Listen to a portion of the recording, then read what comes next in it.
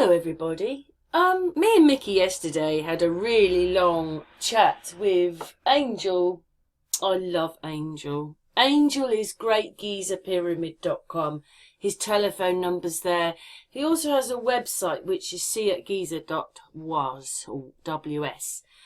And he is absolutely mad keen on those pyramids, and if you check this channel out and put Great Geezer Pyramid, you will see that I, over the years, have had much contact with him, either as hangouts when we were live. We used to go live with Angel, and him and Artis used to have a history night, and also as afterwards, showing his videos, having chats with him. And the one thing, so basically he's been making, if you go to his channel, he's been making videos for a long time and trying to explain to everybody what he thinks the Great Geezer pyramids were. So he's had a little bit of time off from filming, and he's gone back and he's made this video which I'm going to show you, because he believes... I just want people to look at this system, understand that it was designed as a system. It was not designed as a monument. Thank you. And so basically that's what this video is. Because it's him explaining, it's not some tomb or relic. It was a machine. And he has his idea about what he thinks this machine was doing. No burial chambers. It's a machine. So it's been told to us wrong. So he's made this video again to explain what's in it. And I mean, if you've never seen anything about the pyramids before and you watched his video, you could not say it was a burial chambers for people.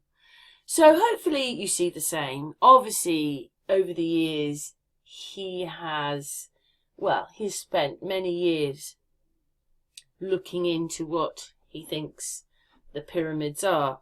So I want to put a question on the beginning of this. He says in here that it's got limestone in it. So you've got all the mechanism of this machine, and around it is limestone, so it doesn't touch the earth. So the limestone isn't very conductive. As this thing is doing things and is conductive in those pipes, I was wondering why the limestone then was not conductive, unless they wanted to the limestone is to keep whatever's happening in there in those compartments. Anyway, let's watch his video. First off, the line you see here is going to represent the default water level. The ground level actually starts on the west side at a higher elevation, about 10 feet above the water level, and on the east side at about 40 feet below the water level. So just imagine a line that cuts through the water level. Now that's really evident when you take a little goo goo guy and drop it around the center structure, where you see they actually had to chisel out of the ground in order to make the base flat where the ground level was not. This structure goes up about 480 feet in elevation. The structure over here, like I said, is lower. It's about 30 feet lower in elevation than this one. And if it was allowed, or if it was built to go to its apex, it's about 490 feet in elevation. And because it's 30 feet lower, it actually would be a little bit lower in elevation than that structure, because of, although it's 10 feet larger, it's 30 feet lower, so it's 10 feet lower. Now this one doesn't go all the way up there. It actually truncates off at 450 feet, And if you were to take, you can look on Google Earth, or there are lots of photos. People went up there with drones, and even people like Graham, was it Hancock or whatever, has gone up there, and there are lots of photos of it. And you notice there's a really cool rock garden up there, purple rock, which has some significance, but we can go into that later. Let's just talk about the structure itself. Now it truncates at 450 feet where it's fairly flat, and like I said, there's a rock garden up there, and it's important later, but not right now. At that same elevation over here is where the smooth section of this structure turns into the rougher section of the structure. And we'll go over that later too, but just keep those in mind. Now this third structure is half the height. Now it doesn't mean it's 240 feet, because it's half the height of this, but it's not 225 feet. It's half the height from the area where what they like to call the grotto extends up to, and the pit that they covered over in the Queen's Chamber, I like to call the Ark Chamber. Halfway between there and here, this is 215 feet in elevation.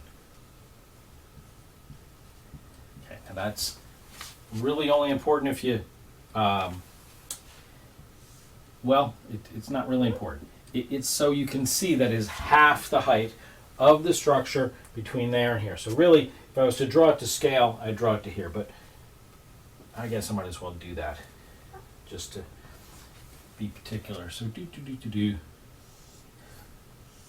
do it like that, okay? So now this is also, that point is also where the two conduits that go down into what I like to call the combustion chamber, I like to call the King's Chamber. But we'll get into that as we build the system.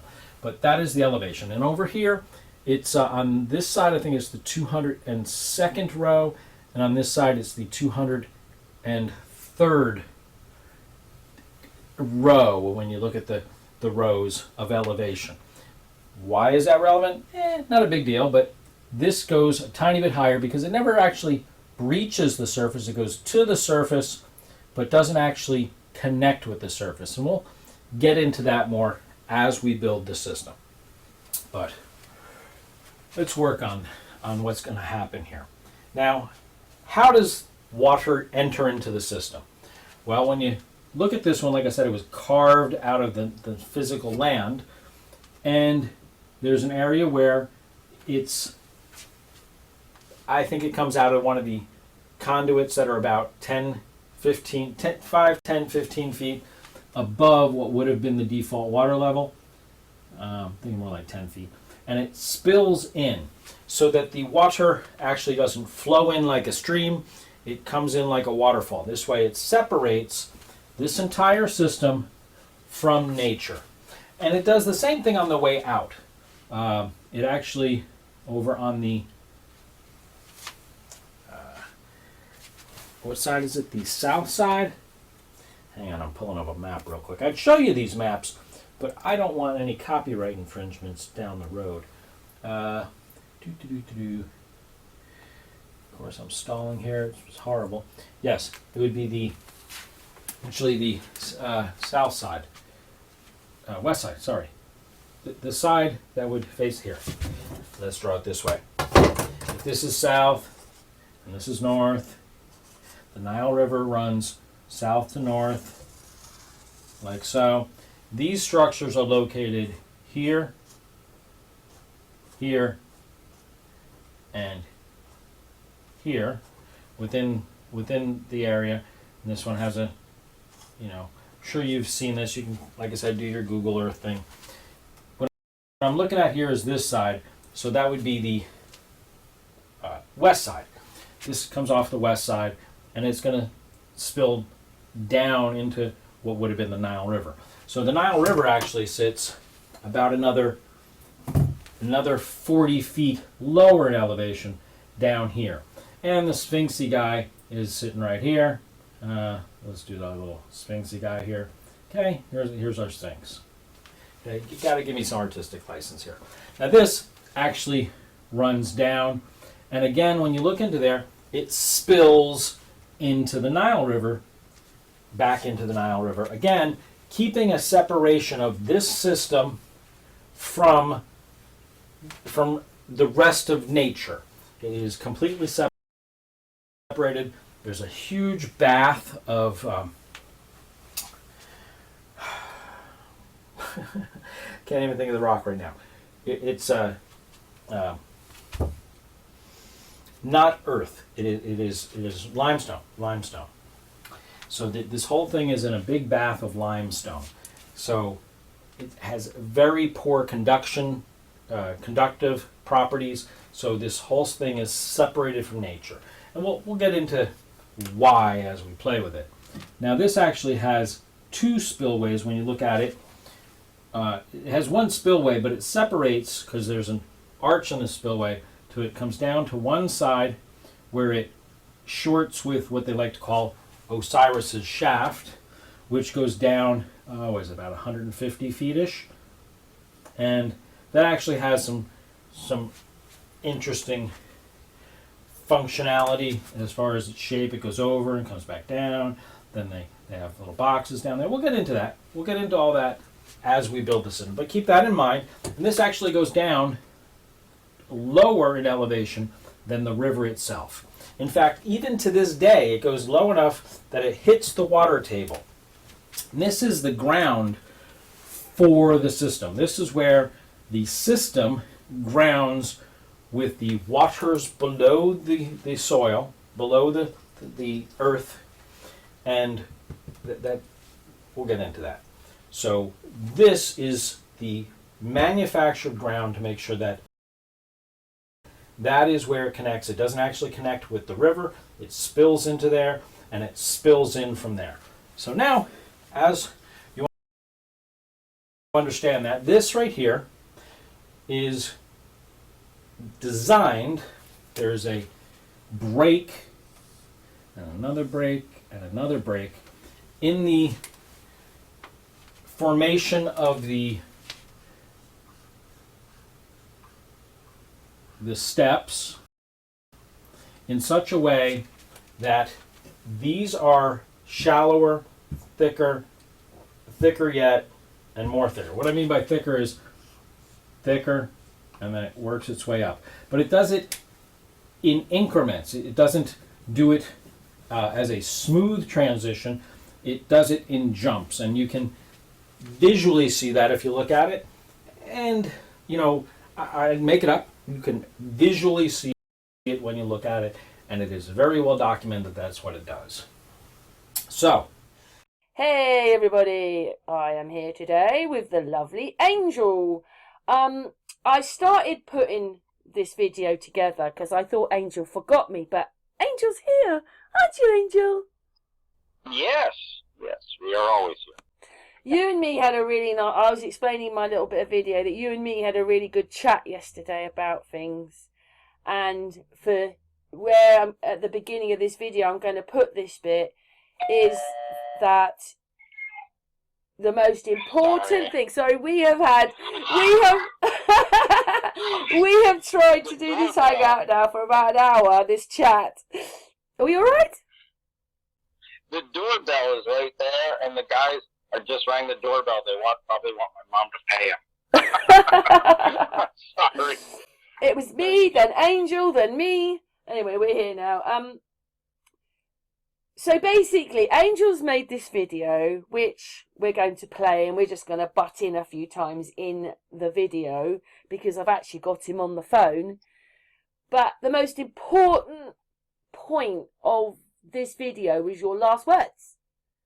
Because you say, it's not a relic, it's a machine.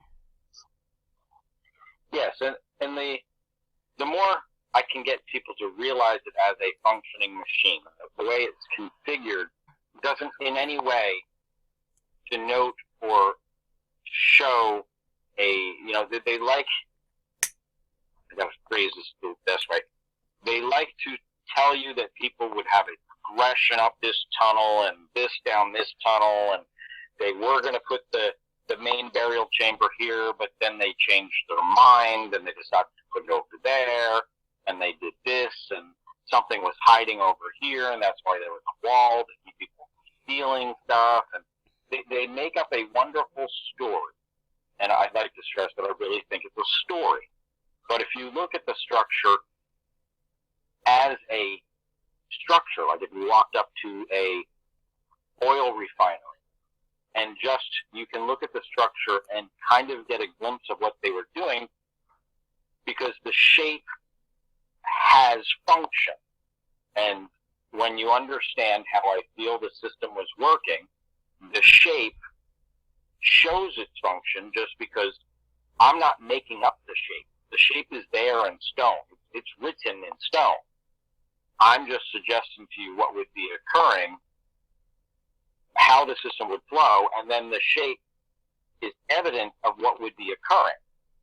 For instance, in the Grand Gallery, the way it has all those, I don't know what you'd really call them, but how there are different levels of the roof, and they each come to a point and zag up. And What down is that? The worm one in your video? You say worm, the worm ridge, like it's like looking at a worm's back.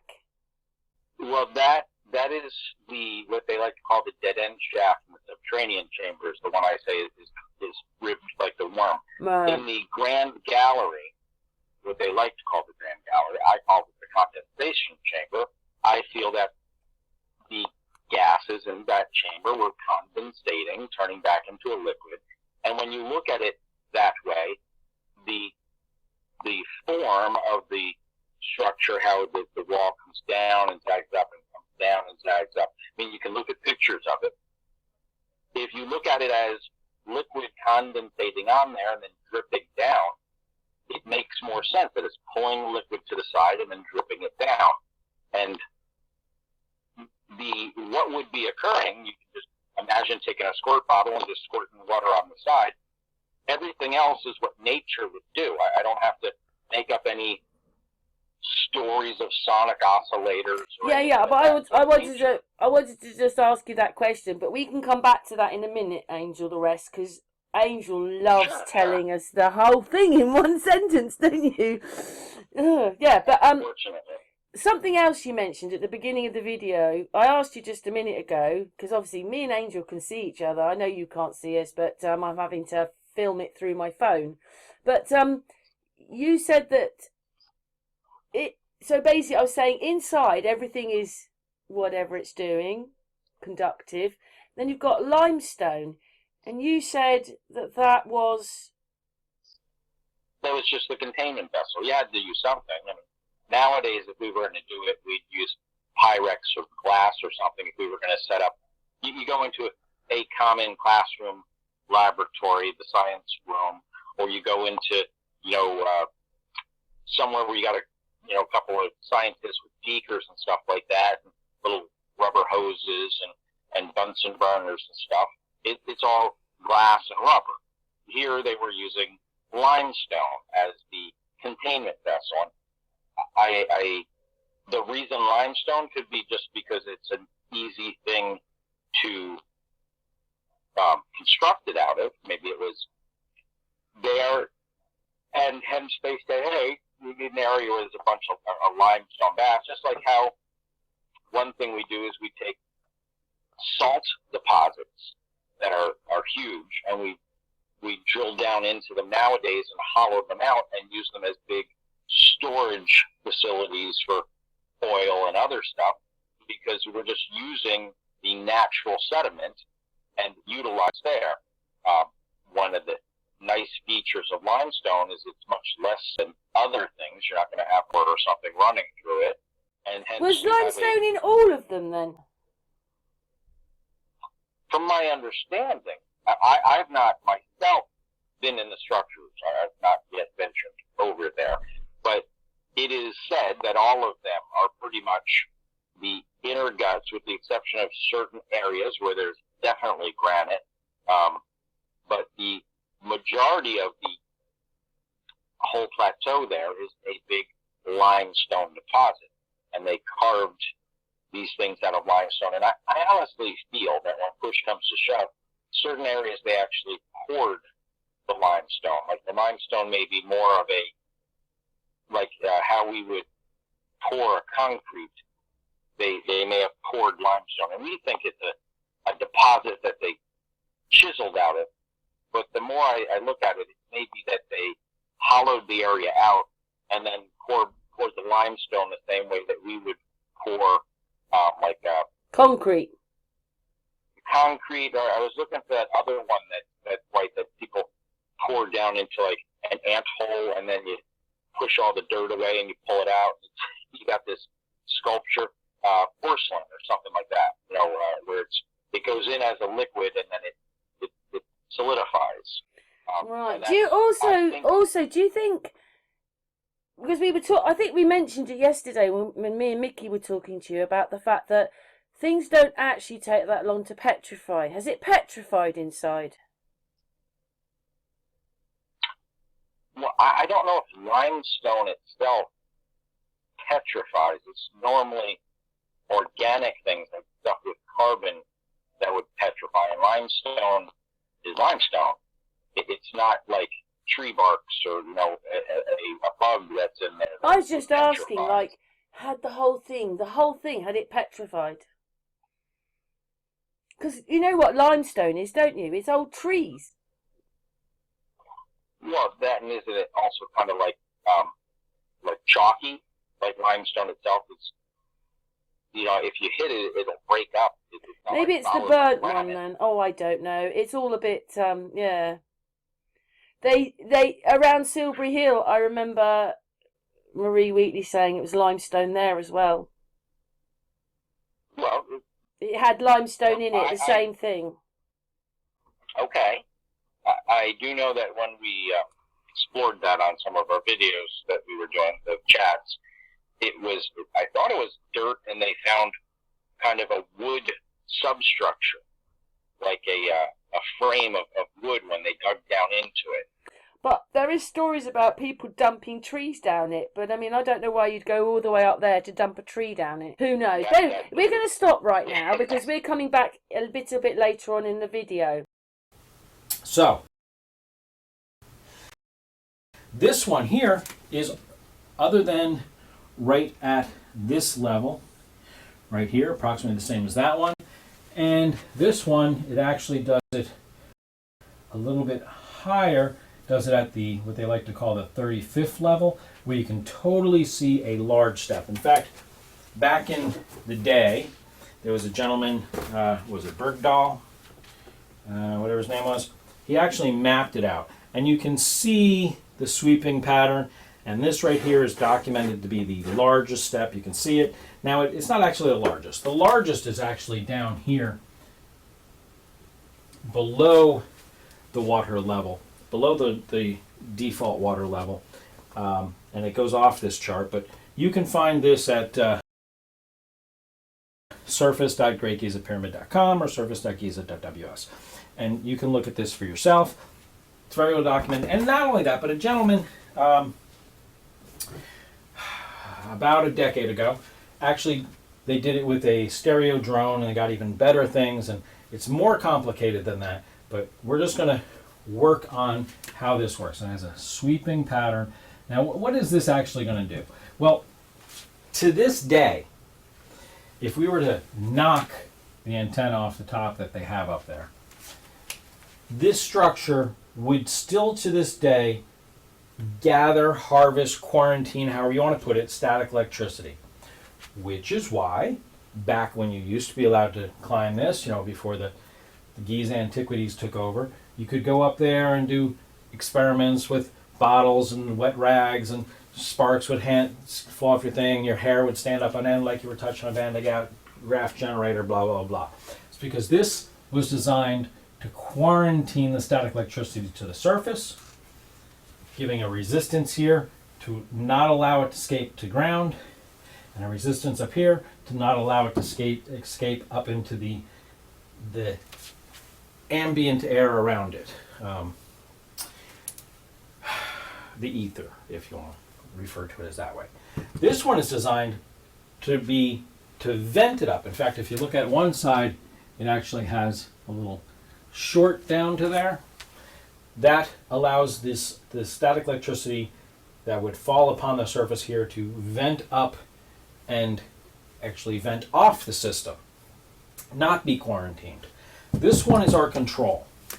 This one has a very steady consistent step pattern.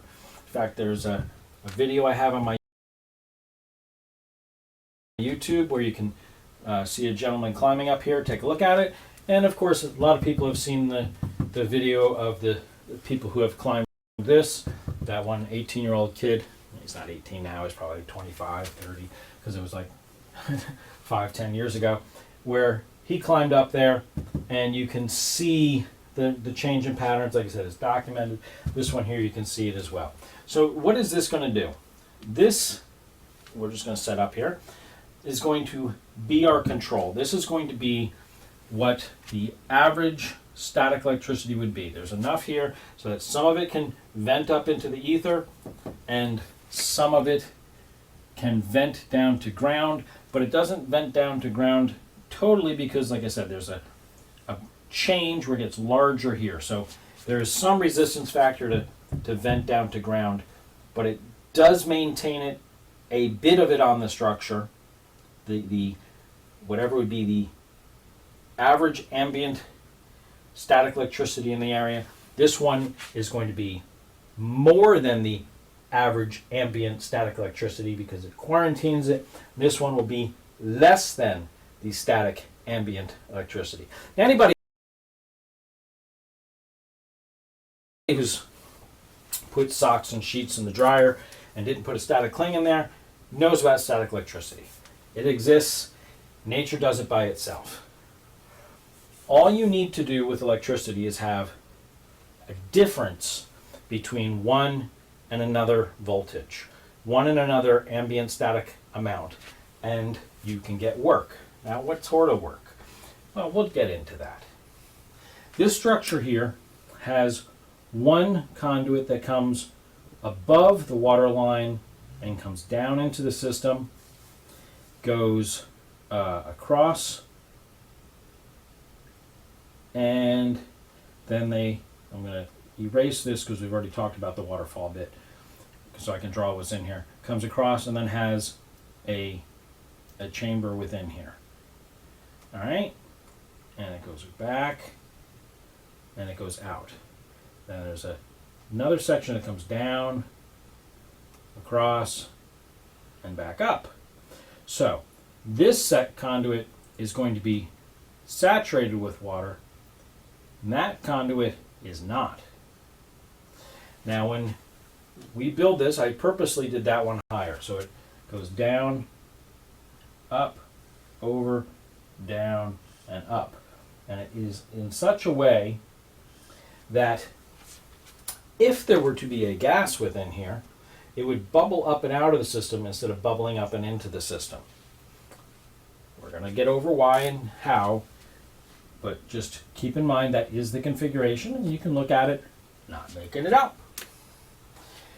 And the water levels default is going to be here. Actually, this is just below the water level, right at below the water level. Now, in this structure, this side here, we're going to play with it. When this structure was first breached, they came in at an area of about, if that's the default water level, they came in an area right about there, about 20, 25 feet above the ground level. Why did they do that? Because at the time it was covered with sand, and that was the ground level before they dug down. That was the ground level, and they dug into the system.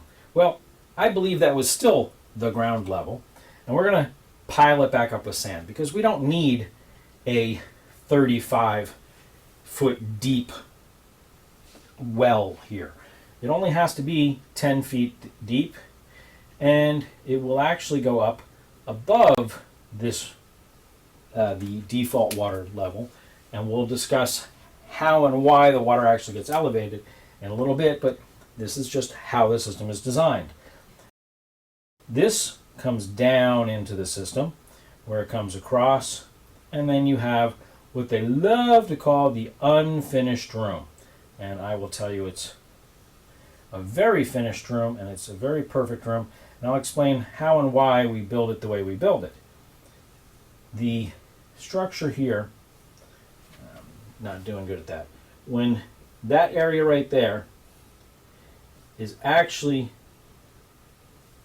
designed like so. Now, what this will allow is, well, I'll just draw it like that. Just keep in mind, it has, I'm going to accent it even more here.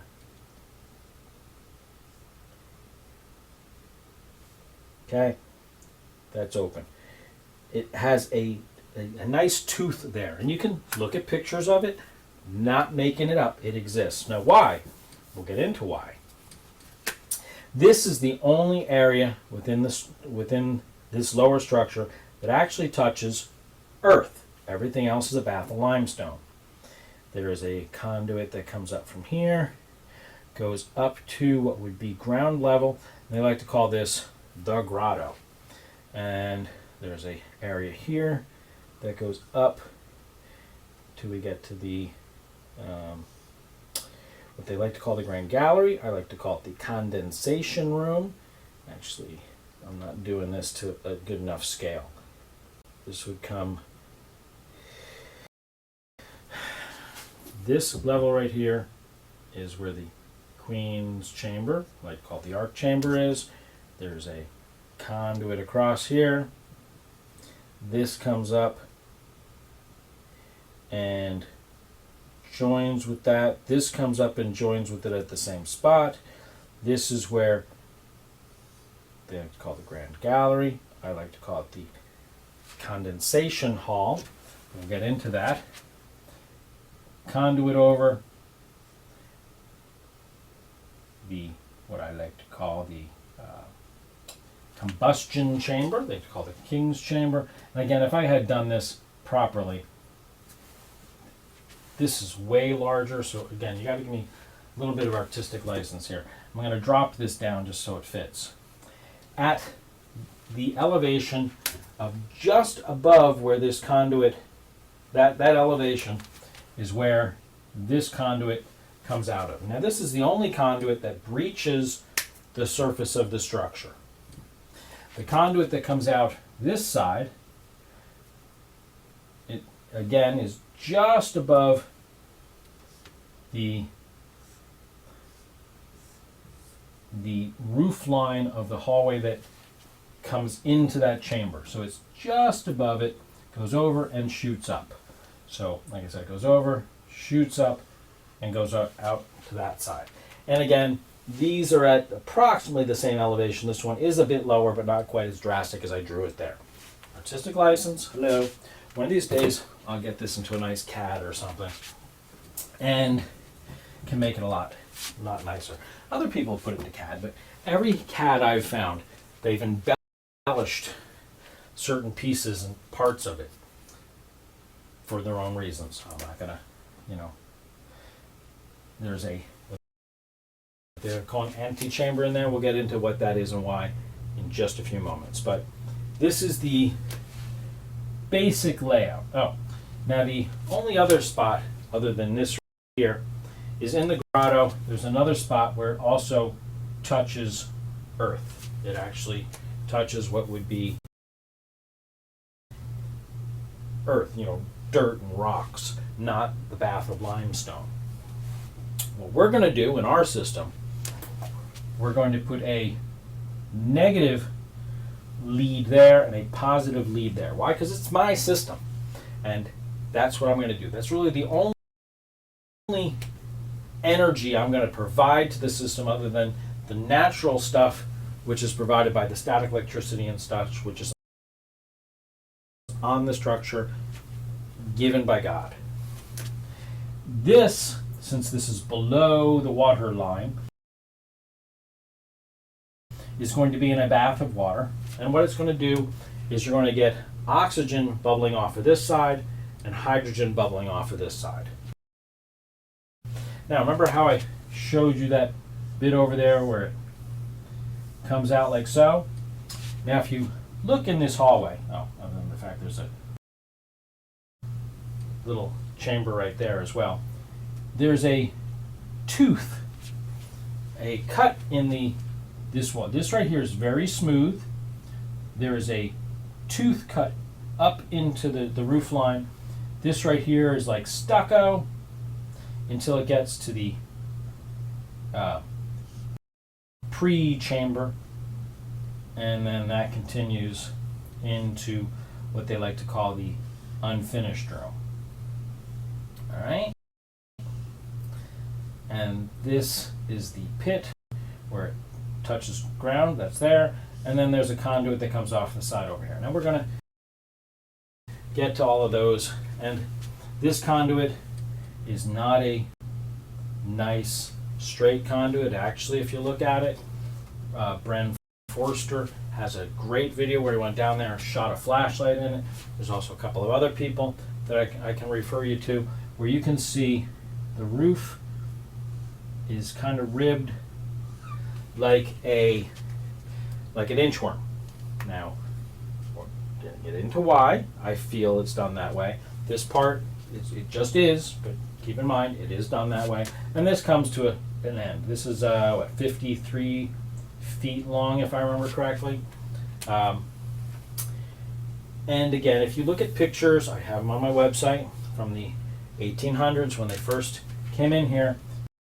You see piles of dirt there, there's 4 of them there, and then in here there's also piles of dirt that seem to line up with the ribs. Okay? Now, what is going to happen, we're just going to focus on the oxygen exiting out of here. It's going to come across this roof line, because this is going to be saturated with water, going to fill up. Oxygen would be green, so let's go ahead and fill this area with oxygen. It's going to come across here into this room, fill this with oxygen, and it's going to come across this stucco-y area until it's going to bubble into this tooth. Oh, I guess it is important to know that it's smooth, you have the tooth, and the stucco-y area actually is a little bit below it. I'm talking half an inch. Okay? So the oxygen is going to bubble into there, fill this, and then like everything else, the bubble is going to grow across the roof line until it gets to the edge over here. Now when it gets to the edge, if you look at the roof line, if we're staring down at it or laying down staring up at it, the roof line actually has kind of a niche cut in it. And what's that going to do? As the oxygen fills into here, when it reaches that spot, it's going to break through, bubble out, it's going to bubble up into there, and when it does that, it's going to have as the air comes out, the oxygen comes up, water is going to displace it, and it's going to have a water hammer effect, which is why you see the sediments in the ground and why John Cadman found evidence of cavitation within the structure. Because every time this fills and bubbles out, this is going to come down. Boom! Bam, bam, bam, bam. That boom is going to echo through the system, and it's going to echo through over here as well. I believe work is going to be done with that compression of the water. What exactly is done? That's for physicists to figure out. And/or we're going to build a model and experiment with it. But for right now, we're going to just focus on this is occurring. Now, in addition to that, we're going to have the oxygen, air, but it is oxygen primarily, come up and out of the system. Now they say, when they dug through the system, that they had to remove loosely fitting rocks over here. Now what will those loosely fitting rocks do? Those loosely fitting rocks will cause some friction from this air, oxygen, trying to escape through the system, and the water, which is in the pool up here, I said, that's going to be coming into the system. And it's going to be causing the oxygen to cause a bubble there. It will grow and cause a bubble because of the friction of coming out where there's a pool of water above it.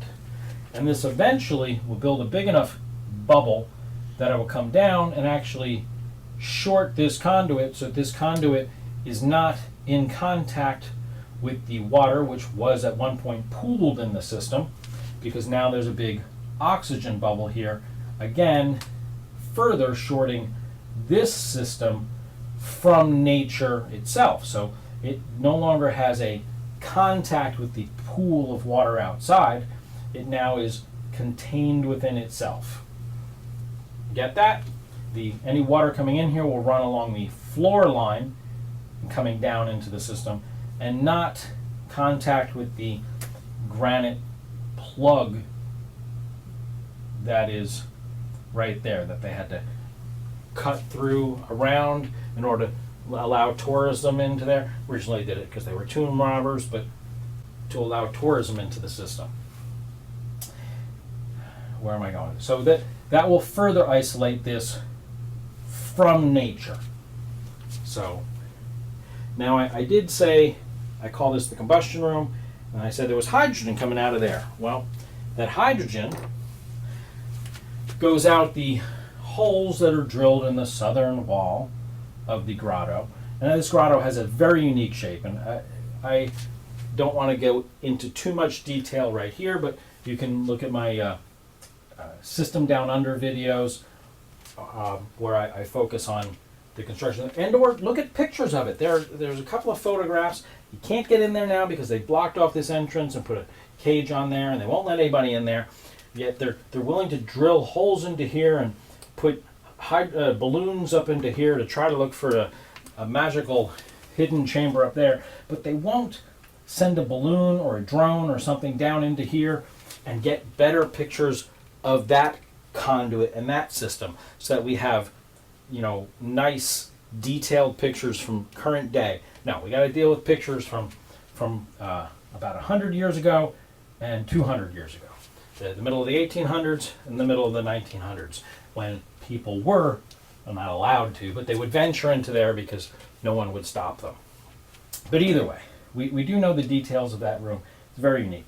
Hydrogen comes out of the holes drilled in the southern wall, which were there for the king to hide his scrolls. Anyway, out of there and piped up into actually the top of the area above the combustion chamber, where they find the seeds and the shells and the dust that they can't account for. I'm going to tell you those were particles within the water that were carried up with the updraft and settled when the gas came into the room and hit a larger area and slowed down.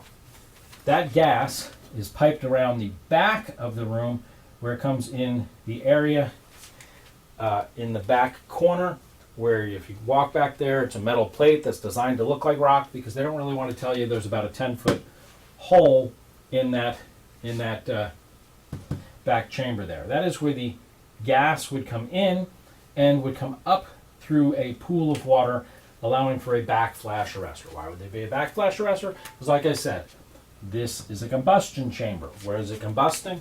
It's combusting air from outside, which is 21% oxygen, with the hydrogen that's brought up from down there, and reforming water. Now when it reforms water, water runs down. Why does water run down? Well, because it does. This is where, when they originally came into the system, they damaged the system here. They had to break through a couple of walls. That's great. We're going to replace one of those walls, and this will allow for a pool of water in there. Now that pool of water will eventually act as a control for the combustion within the room. Why? Because this conduit over here, we're going to build so that the water level, so let me put the water level in blue. The water level, when it's going out that conduit, the conduit has a circular shape. If you look at it, it's actually a circle that goes up and then it squares off, and then goes the rest of the way. And all the way up to here. And I do have a photo from a gentleman named James Brown, who was nice enough to send somebody up there and pay him to take a picture of it. That is the one and only conduit that breaks the surface. Air will be being pulled in because this combustion, as the water vapor cools, is going to have a vacuum, lesser pressure. It's going to actually combust and then condense. And in doing so, when the water level rises, it will choke off the system.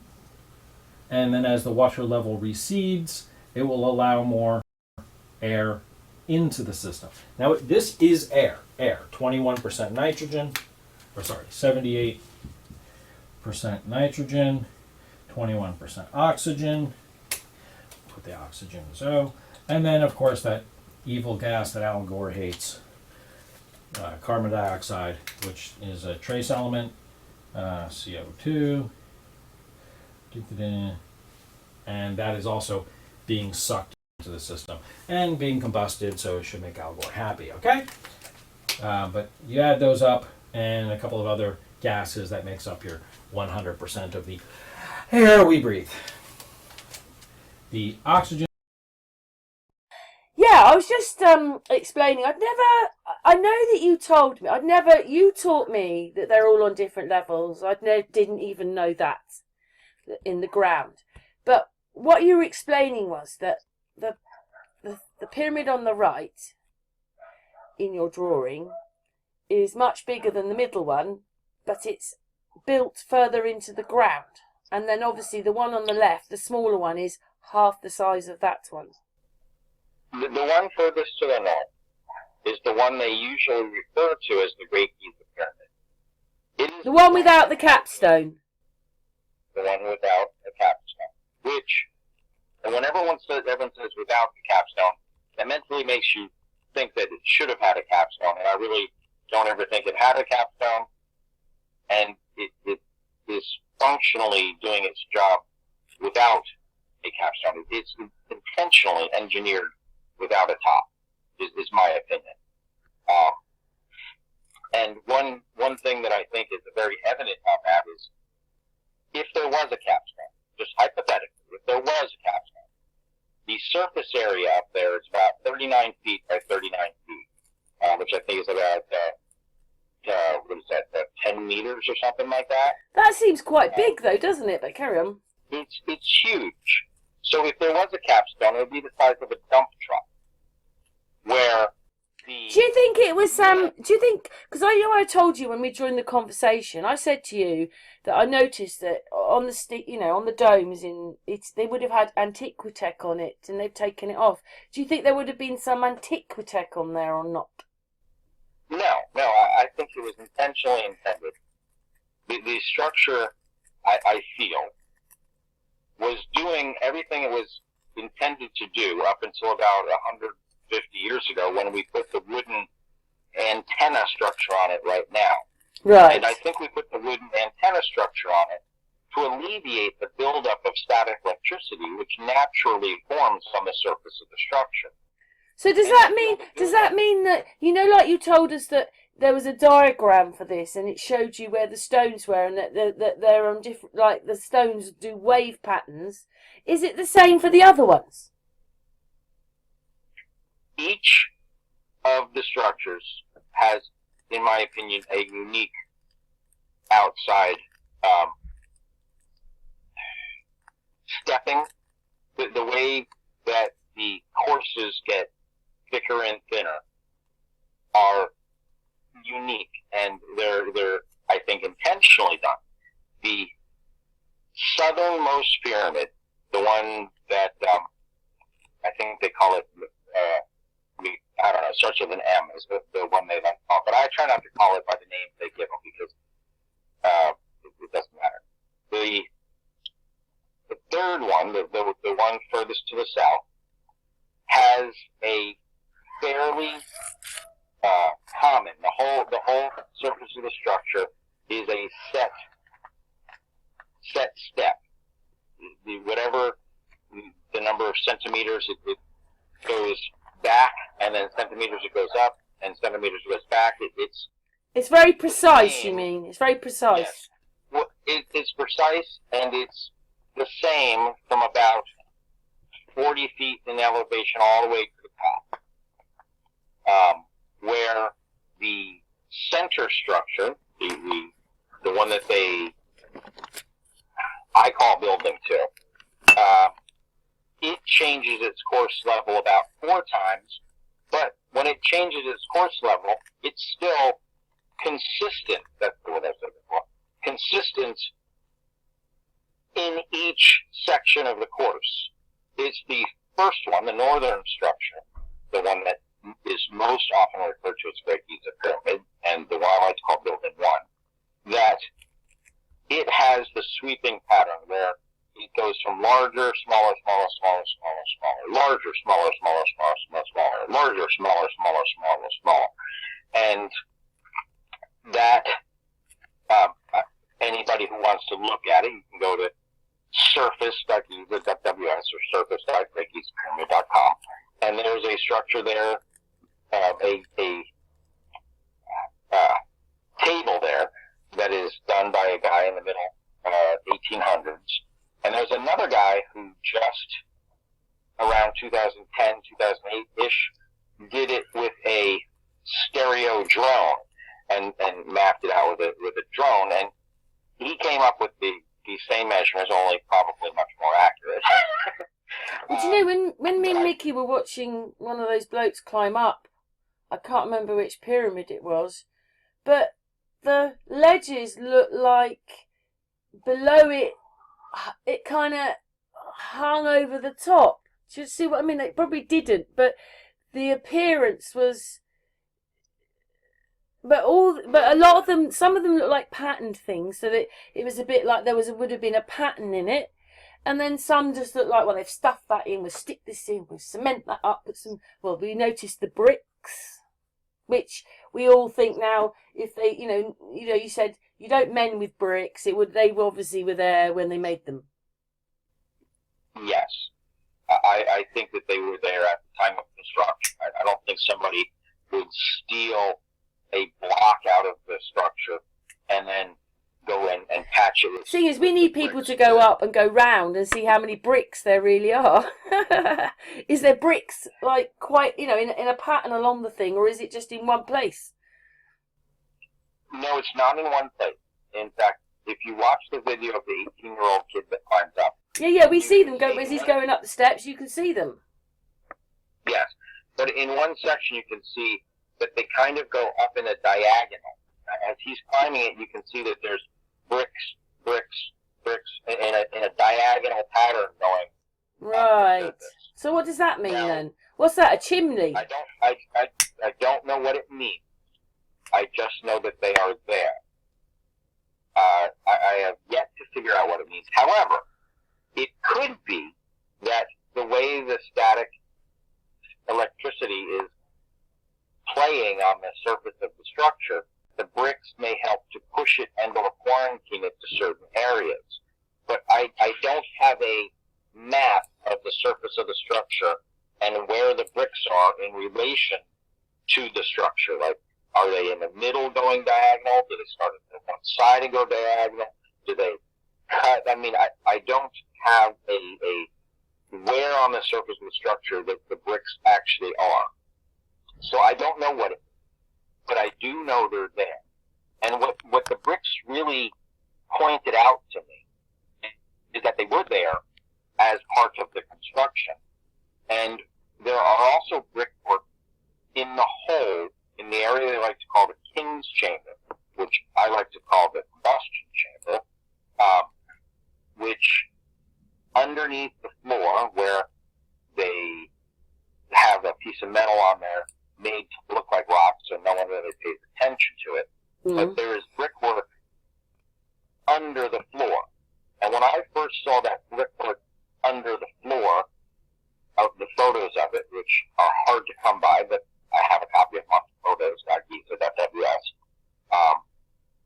that you see the brickwork, and I thought maybe somebody had dug a hole and there was sand or something, so they put the brickwork to keep the sand because they didn't want the sand to fill in and then jeopardize the construction of the king's chamber, and it starts to fall apart because it loses its Can I say structural something? integrity. Can I say something? Whenever we've looked into anything here, like, oh God, I can't remember the channel now. He went to Devon and he went in and it looked like you were walking inside down a pyramid, but it went down a long way. We saw stone, a different stone, and brick.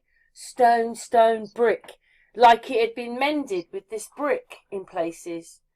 And we're finding that most things, suddenly, like, it's there with all this stone, it's got brick in it. It is a bit weird that there's this brick in it. There's always brick in them. Do you know what I mean? When you look, even look at Castle, you just look, Donington Castle's got brick in it.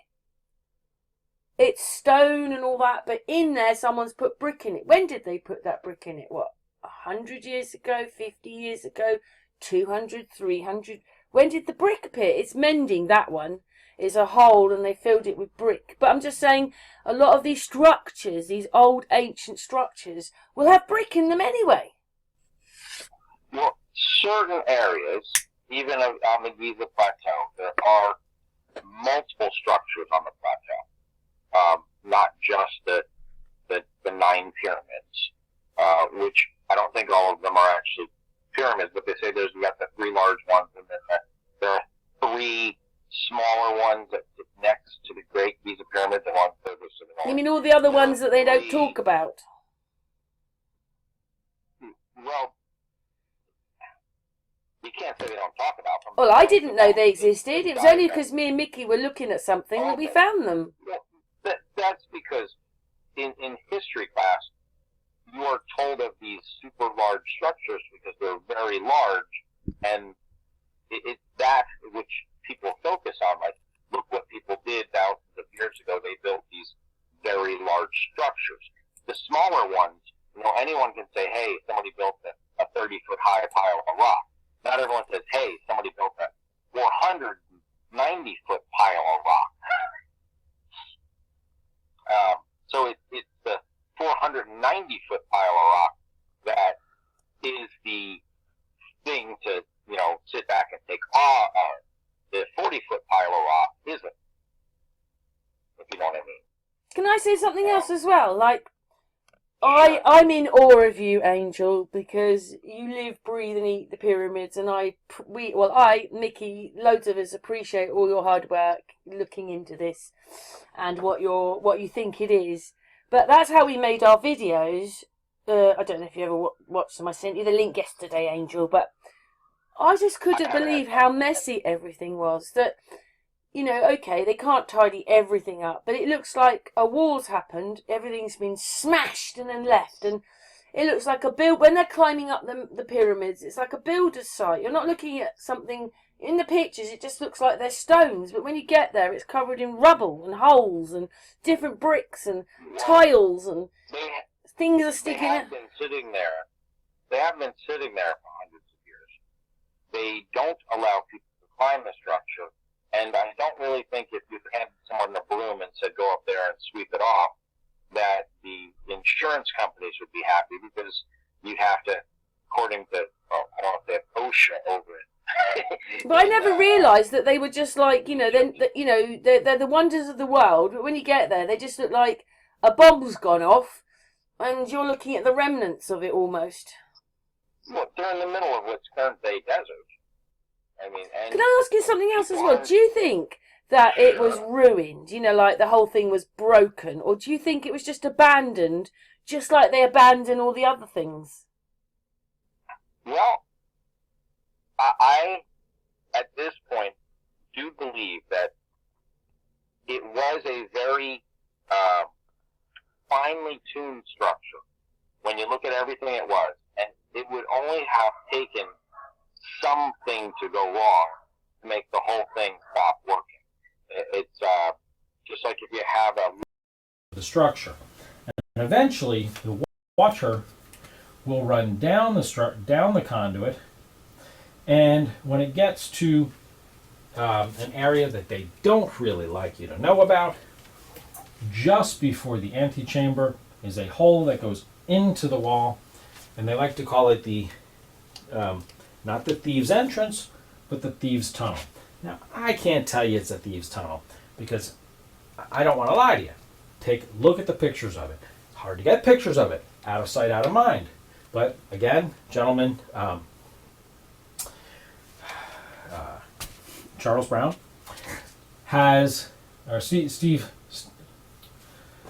Brown took really good pictures of it in the 1990s, and there's a couple of other people that have been in there taking some pictures of it, and you will notice that within there, the roof line is such, and there's a conduit, a very squared conduit. Now, thieves aren't going to take the time to make a very squared conduit. Now, that conduit is just above the conduit that runs out of the side there. And if you go to the back side of it, there's a conduit that goes up and joins with the this up conduit. Now, how do you know that? Again, back when you were allowed to go into there, a nice gentleman took one of those, was it 2 million candle watt powered flashlights that Radio Shack used to sell, and blasted light into there, was able to sit in there and see the light. You know, look up and turn it on, you see the light, turn it off, light goes out. Turn it on, see the light, turn it off, light goes out. Therefore, you know that those conduits are connected. So what will happen? The water will run down, fall into this conduit. This blue pen is going bad. Luckily I have a backup. Come down, fall into the system, fall into here. It will then run out into the hallway here, just to the east of the, like they like to call the antechamber, the pre-chamber, to the, what they like to call the king's chamber, like to call the mousing chamber, and then this water will run out and down. Now, I can go into how the Grand Gallery is configured, but for right now, let's just be quick about this system. Runs down, falls into here, and will fill this structure in here, and then the extra will run down into here, and this is where I was saying this would, when the system starts, short with the waters within here, but as time goes on, the air, oxygen, creates a air gap there, separating this structure from the rest of nature. So everything inside of here, it has a running water down here, the same way this comes in as a spillway and goes out as a spillway. Water here comes in as a spillway. It's not a filled conduit because there's a oxygen gap there. The way that this is constructed over here, the extra, when it gets just above the floor line, so this is really kind of deceptive, this gets lower over here, so it actually pools in here. And then when you get just a little bit of water here, just a puddle of water, it will spill down back into the, down towards the grotto, where that water will then be separated into its respective gases, hydrogen brought up here, oxygen piped out there. And that system will continue, continue, and continue. Now, anybody watch things like Cody's Lab or stuff like that, you know that if you separate water, electrolyze enough, this water is going to get, I'm going to say denser and denser. It becomes heavier and heavier because water, which we like to call H2O, is great and wonderful, but every about 6,800 pieces of water is actually D2O, and lighter elements break first. The lighter, the hydrogen has a weaker bond than the deuterium, so the hydrogen will be breaking initially and creating more and more deuterium, which is a denser liquid, denser water, heavier water. That's why they call it heavier water. And then out of about 1 out of every 7,000 of those, I think the number is actually tritium. which is deuterium with a extra neutron. And then if you really want to get into it, there's quadridium that actually is even a more dense than tritium, but it I don't really know if it comes to play within this structure, because I just think that's, well, I don't know, it could be, because when you look at how this is shaped, and when we get into the forming of this one, you are going to see that they are definitely playing with different waters. Now, I told you this would come in important right here. This right here actually has two openings in it. Those two openings are going to play with the elevation of the waters within the Grand Gallery, the grotto, and the system over here. Now, the system over here is very interesting. Let's see, let's use purple. The system over here has when we take the King's Chamber, you take the top of this. Now, again, this isn't to the artistic license. This would exit out way over there, and this is about only about a fifth of the way up the structure. That's a half of the way up the structure. This over here, when it comes over, the top of the relieving chambers, that I like to call them, there is a niche that comes down, comes back out, goes down, comes back out. Out of here, at the same elevation as the top of this water level in here, is a conduit that comes out and goes down just below ground level. And that is a open air conduit. Okay? The top edge of there matches with the where the top of the boss mark is within the antechamber here, and is approximately here within the elevation of the system. Now, not going to tell you it's communication, but it does seem that way. This conduit here is actually in elevation with the top of the Queen's Chamber, or the 35th level right there. That's very important. And actually, it's not the top of the Queen's Chamber, I'm sorry. It's about there in the Queen's Chamber. And it's an important elevation. You also notice when you stare at the top of the Queen's Chamber, where the roof line is, there's a change in the color of the roof because of the densities of the gas that were in there, or the gases. That lines up with that line. But I think it's a notation which is trying to show you what is happening within the system at different elevations. But again, that would be if we put communication in here. Now, super important is the niche in the Queen's Chamber. The niche in the Queen's Chamber has 5 steps.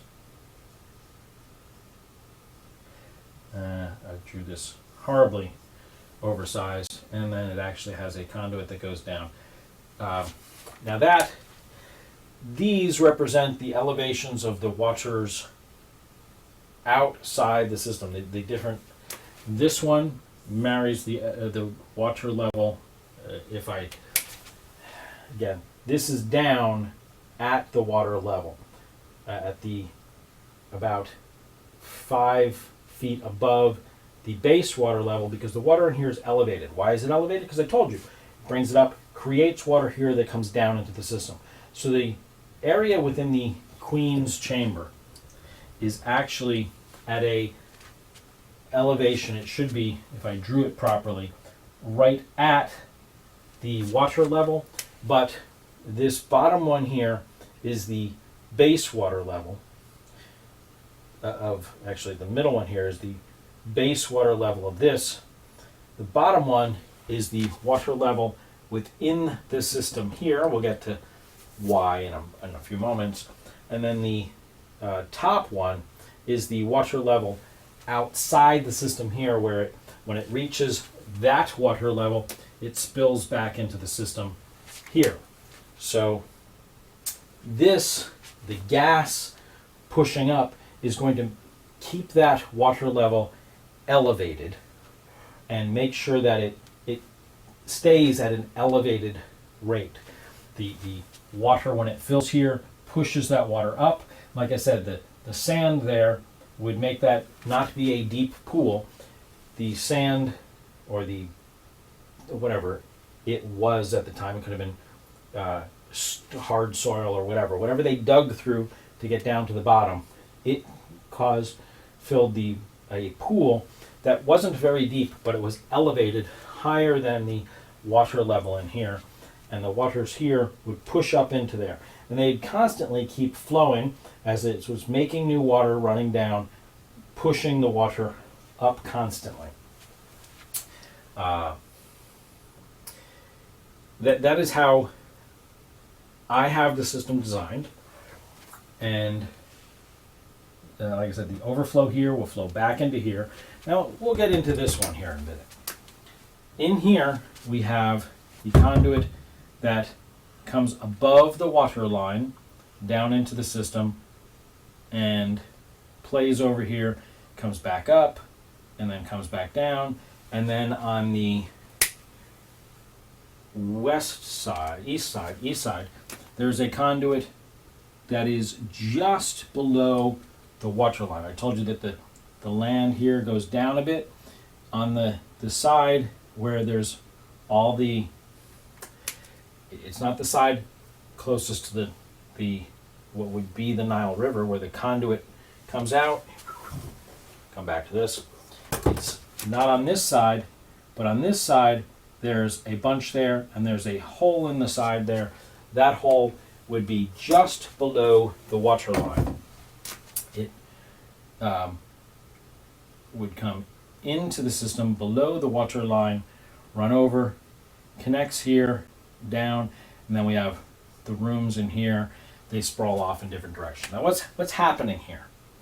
First off, this right here comes into this room and marries where there's a floor, comes up, over, there's a bunch of rooms, and we're not going to get into too much here, but the gases within this room, when they fill up, they will keep in line the water level in here, so that when too much gas, the pressure is sitting there, will bubble out.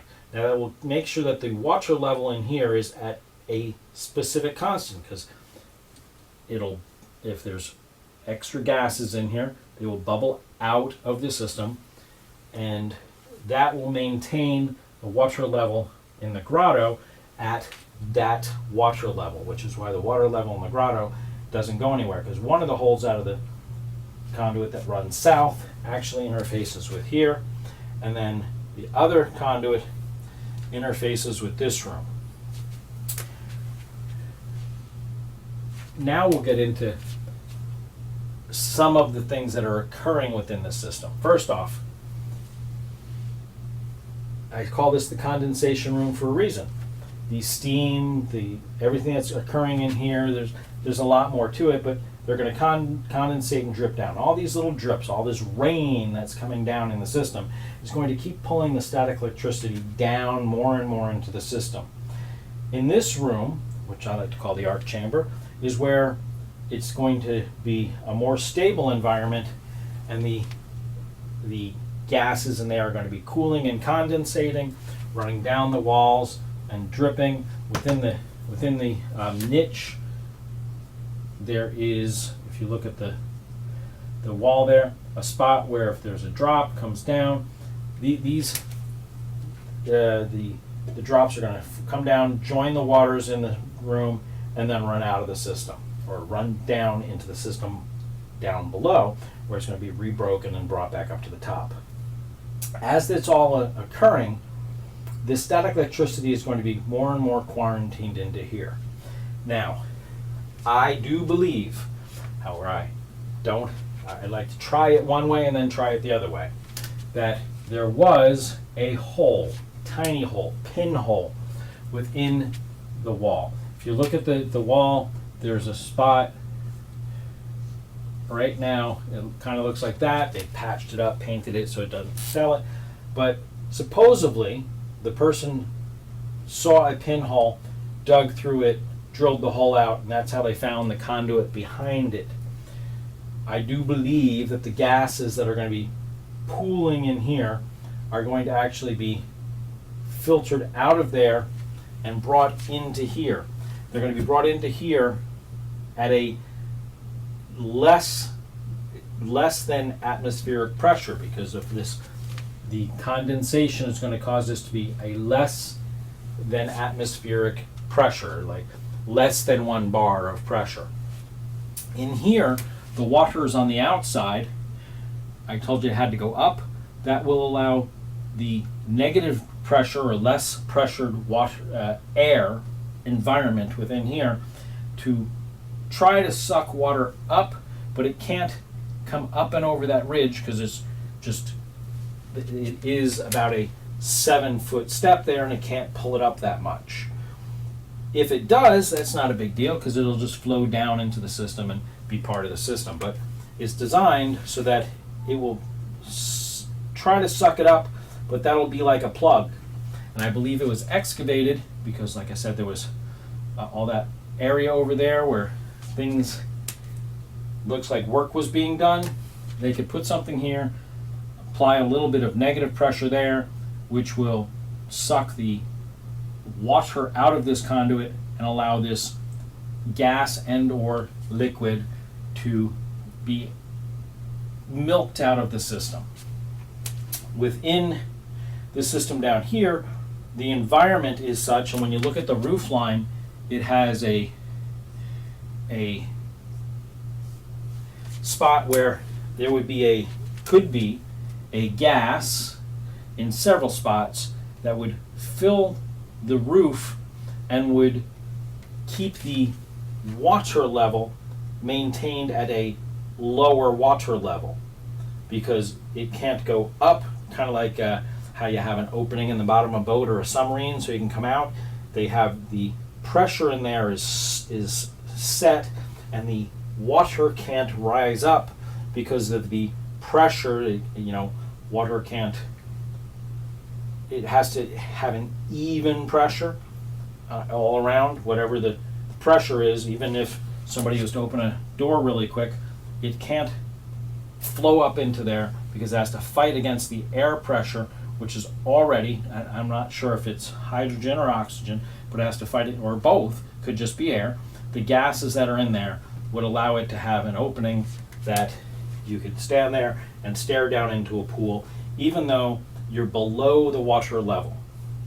And this whole system is designed to maintain the water level within here, which will, again, be dictated by the pressure of the gases within here, that would echo to the pressure of the gases above here, but allow this gas at a negative pressure to be pulled into here through conduits. I do believe there was conduits. Actually, there are myriads of conduits under the ground. We haven't even discussed the ones that actually do exist, and we can get into that. This one, I believe, exists. However, the way the system works, I don't think it actually has to exist, because over in here, this is designed to be under the water, the default water level, and this is actually lower here. And I told you that this is creating more and more and more heavy water. I believe the environment that is created here will allow the condensation that will occur within this system. All right. This one is also designed with a tooth like that right here, so that the gases that are in here won't escape out. They will cause the roof of this whole structure to have a gas pocket the whole way in to the structure. The roof line above here is going to have it's almost a foot. It's like a 9-10 inch tooth there. So you're going to have like half a foot of gas across this very long hallway, what, 100 and some feet, I think it's 130, 140 feet, of a roof line where the waters below will be able to come over to here, but they won't come to the roof. So all the condensation is actually going to be occurring within here. And if you notice within there, there is, when you look at how it is designed, there's a conduit that comes out on both sides of where they have what they like to call their sarcophagus within this thing. But it's just a box, and this is at an angle. The condensation that occurs here is going to be below the water table, and in an environment that it is below the heavy water here. And when you look at deuterium, it has a cool feature called creep. And when you look at how creep works and what creep is doing, I don't actually think there has to be a conduit. It may just be condensating with the heavier water here, which is pooled, and the heavier water is brought down into the system. And the heavier water also works with those conduits to pool it into here, and or it will cause the heavy water in here. Well, I don't know. This is, again, that's what physics have to come up with, making a model and making it work. But you're going to have condensation within here. The way this is working, this is designed to have condensation. Some of the condensation at a lower altitude is designed to be pooled, and it's going to be most likely deuterium oxide water. A thicker water, a heavier water, is designed to be pooled, and you can look, there's a channel that runs it across and down into the system. Now, they wouldn't do that if it was all light water. They are distinguishing between two different liquids. And this is designed so that the gases in here are quarantined. This right here, I told you, is your default static electric bubble. It runs up and very near here, because I do believe that this whole system is designed to play with charges and play with the pull of static electricity, of how the gases in here want to find their way. That they are high static bubble. They want to find their way either to vent off into the ether or vent to ground. This is a lower energy, so in comparison to this, it would be positive, because static electricity has a lot of negative power, negative. This would be positive. So between the two, this one, between the three structures, this one will be your positive, or less electrons. This one will be your negative, or more electrons. And then this guy over here, he's like your I think delta is that, isn't it? Or is delta that? I forget which one is delta, but this would be your in-between, your neutral, between the two. And between this whole system, between the whole plateau, oh, remember I told you this goes down to ground too.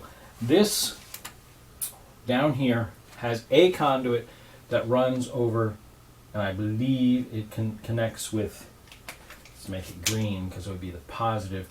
Everything people have explained. Ground is usually seen as negative because we use electricity that is amplified. But outside in nature, the clouds are actually the negative, because nature causes them to be amplified, and the ground is, they would be your negative, and the ground is your positive, because it's in comparison. If you have X number of volts here, a little bit more here, and a little bit more here, this one is positive compared to that one, but this one is negative as compared to that one. So it really depends on what you're comparing it to as to which one is positive and which one is negative. You don't just have, you have degrees of positive and degrees of negative, because you have degrees of electricity, and nature wants to equalize. Nature wants everything to equalize, and it's going to work its way to equalize. This whole system, the true ground, is what they like to call Osiris's shaft, which shorts to the one of the conduits that come out of that spillway I was talking about. The other one goes down and spills into the Nile. The other one goes down and goes into Osiris's shaft. And Osiris's shaft, you'll notice that there's, when you look at pictures of it, there's areas where it steps and moves over. You look at those in elevation and compared to the system here, they are playing with the weight of the water and how they want it to run. You also notice that the waters here run down, flow down to get to there, so that they are a conduit, but they are a flowing conduit as opposed to a pool of water. And I believe that adds resistance, so the electricity can't, or has more resistance to run one way than the other. And within the Osiris's shaft, there is a conduit that I believe runs to the side over here. I should have made that green, because that would be your positive in this system, because this is your negative, this is your true positive, and the gases, the elements, compounds, whatever they are within this system, want to get to this conduit, to get to here, to get to ground, but they are tricked into coming over into this system, where they are quarantined within the system and sucked out. And I think here they are just condensating, and they may be milking this liquid as well. And there are plenty of other conduits running all over the plateau. There are other pieces. There's the one thing that I'd like you to do, the 3 little pyramids that are outside of here, they call them the Queen's Pyramids or whatever. Look inside the one which is furthest to the, I'll say, the spillway that runs down and comes to the conduit that runs next to. If you look at it, you can see, take a look at Google Guide, you can see the spillway that people walk down, and it's spilled right next to the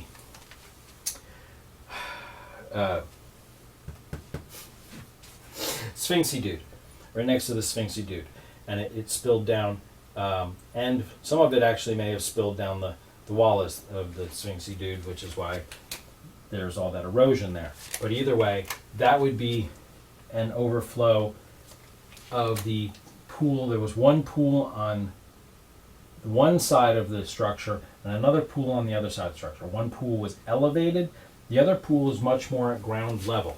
In fact, well, that's getting more into the system. I just want people to look at this system, understand that it was designed as a system.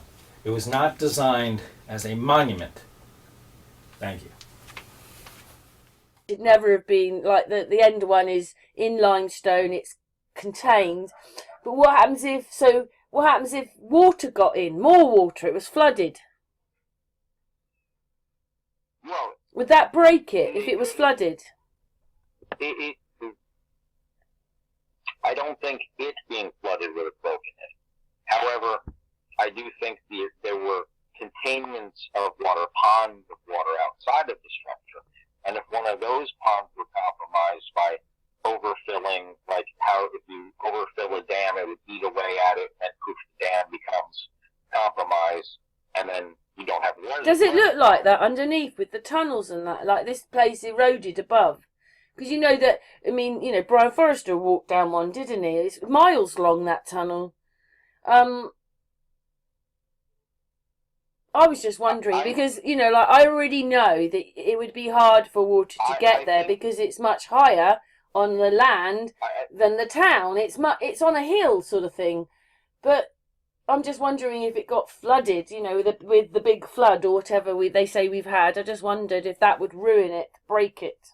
Well, the way the structure, I believe, was functioning, the whole thing was saturated in water. It was sitting in a bath of water. So. Oh yeah, brine water. Its function. Water or brine No, water? no, Seawater, brine water? The brine water would have been over in the areas that we were discussing, where the I can never pronounce this word. The quesadillan, the area where I was suggesting to you that it was a very large fine water, saltwater battery. And that is over actually in Cairo on the other side of the Nile River. So that's not the thing. That's not even on the Giza Plateau. It's probably like 30, 40 miles from the Giza Plateau. But it is still a tourist site. Because you can say, by what the structure looks like inside, it wasn't growing anything. It definitely wasn't a tomb. Is that a question or a statement? Statement. Well, you're going to say it definitely wasn't a tomb. I don't think it was a tomb at all. It wasn't a tomb. It wasn't a monument. It was never designed for any pharaohs or anything of that nature. I think that as long as you think that, even partially mentally, it's keeping you from seeing it as it was. You don't walk up to an oil rig and say, oh, this was a monument to some, ancient pharaoh. You say, hey, this is an oil, this is a structure. We don't know what it does. So you don't think it had oil in it or something like that? I don't think there was oil, no. I don't think there was oil. But you know that something was hot in there, wasn't it? Because you've got burning marks on the walls. Yes, I believe the area that they like to call the King's Chamber was a combustion chamber where they were burning air from outside, just air, and hydrogen. And in the air is 21% oxygen, which would burn together with the hydrogen and create water. From there, the water would flow down through the system, and that's why I call the Grand Gallery the condensation chamber, because the hot water steam would be flowing through the system. Could they be making water? Well, if you want to call burning hydrogen and oxygen together making water, then yes. But you also thought it was a plant, didn't you? Like it's it would have been in its time an industrial plant. Well, I would call it industrial because of the scale of the project. It's not like a garage-sized project, and it's not like a tabletop-sized project. This thing is huge. It covers, like 2 square miles? Just at that bit. Don't forgetting the rest of them down the Nile. Well, the rest of them they may, in some way, work in conjunction. Like if one of the things that they've made us believe that they were temples. Yes, they love to make you think that, again, they're going back to stories. I feel that people hundreds of years ago had to come up with something in their mind to justify these structures sitting there, and they didn't really see them as potentially functioning structures because Halliburton didn't exist yet. So you don't see something that large and think it's a functioning structure. But if you go to an oil rig, an oil refinery covers square miles of space, but it's all pulling crude oil in and giving out, kerosene, gas. They'd never want us to know how far those pipes went, though, would they? Because then it would show that they could do a lot more in their time. Or do you think it's quite basically made? Like, it's not futuristic then, is it, if they're using limestone and it's like they must have had a knowledge, but they're not using futuristic stuff, are they? Well... Yeah, I mean it's not so modern that you can't... It's still old looking, isn't it? Or not? I don't know, you say. There are areas that are... Okay, if you're saying futuristic, like using high-tech metals and stuff like that, then no, it's not really futuristic. As far as the tunnels, there are plenty of photographs of, even I think Glenn Forrester has one. It's either him or that other guy, not Hogan. What's the one that likes to drink the ayahuasca? I don't know. I can't think of his name right now, but he's very famous for. He speaks. I don't know. I'll come up with his name later. But he did the Fingerprint of the Gods. He wrote the book Fingerprint of the Gods. But he points out how some of the things could not have been done without high tech. Even Chris Dunn. Well, you did say that things were communicating on a talk we had last time. You were saying that things would be communicating with each other, so that's tech. Well, did I say things would be communicating, or there's communication within the structure? Yeah. Second one. Right. There are, I feel, if the structure functions the way I suggest it was functioning, some of the markings within the structure denote, like how the side of a water tank. If you go to the side of a water tank, there's normally a foot measurement, like 1 feet, 2 feet, 3 feet, 4 feet, 5 feet, and then there's a rope, and it's usually the inverse, a rope that as the water goes up, a floater makes a weight come down the side, and it shows you outside of it what the water level is inside the structure. Now, that is communication. That is, there's a device communicating to you the water level of the water inside the structure from you looking at it from outside the structure. And I feel that some of the reasons for some of that especially the third pyramid, the most southern pyramid, if you look at the entrance level to it, there are rows of rocks that go up and down in elevation. You see different steps of the rocks going up and down in elevations. It's easier to look at a picture. So again, you can go to photos like .ws and look at a picture of it, and you can see what I'm referring to. And I feel that would be able to show you with the water levels on the outside of it. You could tell the water levels on the outside would denote the water levels on the inside. So you can tell when it gets to what certain levels, and you know where the water is on the inside, the level of the water on the inside by the markings of the water, the levels of the water on the outside. If you get what I'm saying, that's communication.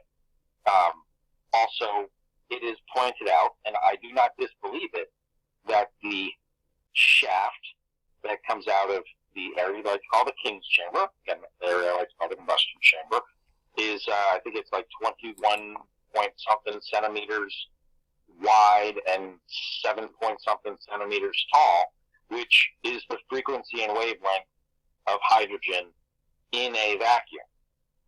And I feel that hydrogen was one of the two things in that room.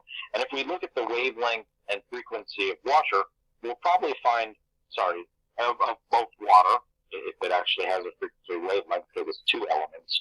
But there also, if you look at the frequency and wavelength of oxygen, I wouldn't be surprised if the opening on the other side, the one where they stuck a fan in it right now, would somewhere on that side show you the wavelength and frequency of oxygen, because those are the two primary gases that were functioning to make the compound we call water today.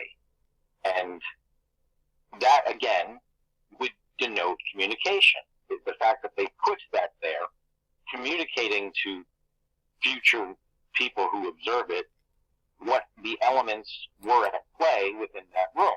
And I did not come up with this finding. I think Chris Dunn points it out in his book, and a couple of other people pointed out.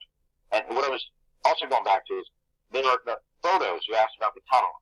There are photos of people standing in tunnels. There are some tunnels that go under the plateau that are 7 feet by 7 feet, and they are as rectangular and/or square as perfection can How get. could they do that? Straight. How did they do that? We could come up with dozens of theories on how they did that. What I'm pointing out is they exist. They are there. It is not hypothetical that they are there. They are there, and some of them are long, like you said, miles long. They are miles long and straight, laser straight. So they do exist, and I would consider that to be high tech. You're not going to get some farmer building, just doing some farming in the middle of Ohio or something like that, or for you guys, the middle of like Yorkshire or something. That's going to make a wall that is laser straight, unless they just wouldn't do it. They don't need that level of perfection. They wouldn't waste their time doing it unless they wanted to, or it was easier for them. Look at the pipeline. The pipelines that we do, those are laser straight. Do you think that's what those tunnels were for, though? Do they show that liquid has come through it? That would be a more of a question for somebody who's been in the tunnel and can actually look at the wearing on the wall and come to that conclusion. I have not gotten anyone to actually tell me of that, if it denotes that liquid was going through it, if they can see wear marks of liquid. But the fact that the tunnels exist are what They can't just be walkways. Hey, do you fancy walking 5 miles to the pyramid just to see how it works? Well, it can't just be walkways, because there are areas where they will come and they will bend 90 degrees and go straight down, and then bend 90 degrees. Are they like vent systems? Continue. Is it like a vent? They could be vents, or they could have been channels for carrying different liquids or gases. Or, you could look at that as a vent as well. What? Pipe it to those things. Pipe it straight there. Right. The conduits, it would be probably the best word. You want to call them tunnels. But the conduits do exist, and they could have been, or I feel they were, carrying some of the liquids and or gases between the structures and around the plateau. It also could have been that some of those continue out off the plateau, and you were asking about how the electricity, if it was electricity that they were harvesting, was distributed. It could have been through those conduits. Was it to make electricity?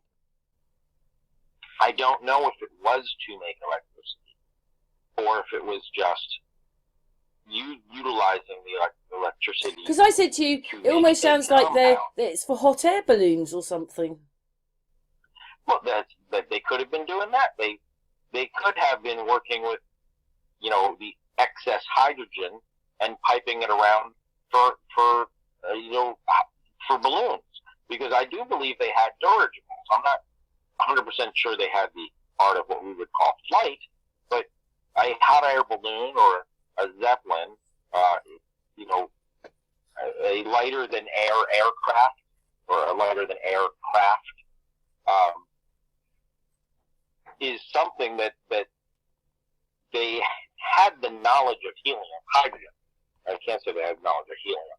They had the knowledge of hydrogen. So they more than likely were utilizing lighter than air crafts, because the one in Mexico that looks like it's got little platforms, like things would land on it, like an airport. I do, yes. I do not disbelieve you on that one.